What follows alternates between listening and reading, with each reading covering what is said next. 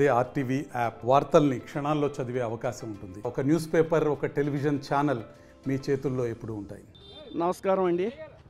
ఈరోజు దివంగత మహానేత, ప్రజాహృదయాల్లో చిరస్థాయిగా నిలిచిపోయిన మహానాయకుడు వైఎస్ రాజశేఖర రెడ్డి గారి వర్ధంతి సందర్భంగా ఏర్పాటు చేసుకున్న కార్యక్రమానికి విచ్చేసిన అందరికీ కూడా నమస్కారాలు తెలియజేసుకుంటున్నాను.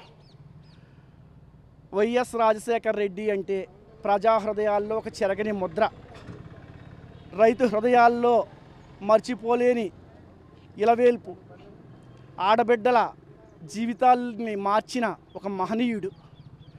మహిళల మహారాణులు కావాలని రైతన్నలు సాగుతో ఈ ఆంధ్రప్రదేశ్ సస్యశ్యామలం కావాలని సాగునీటి ప్రాజెక్టులు ఏర్పాటు చేసి ప్రతి ఒక్కరి జీవితంలో కూడా సౌభాగ్యం నిండాలని ఆశించిన మహనీయుడు వైఎస్ రాజశేఖర రెడ్డి గారు. అలాగే పేదవాడి గుండె చప్పుడుకి అండగా నిలిచి ఆరోగ్యశ్రీని అందించిన ఆరోగ్య ప్రదాత.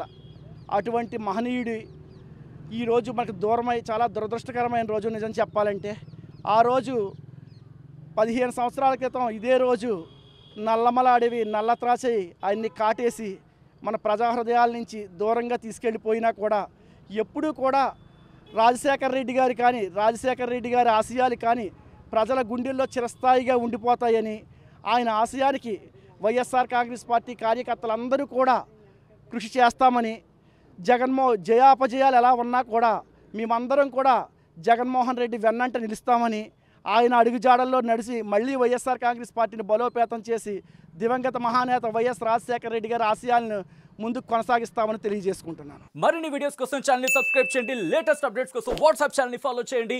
అండ్ లింక్ డిస్క్రిప్షన్ లో ఉంది.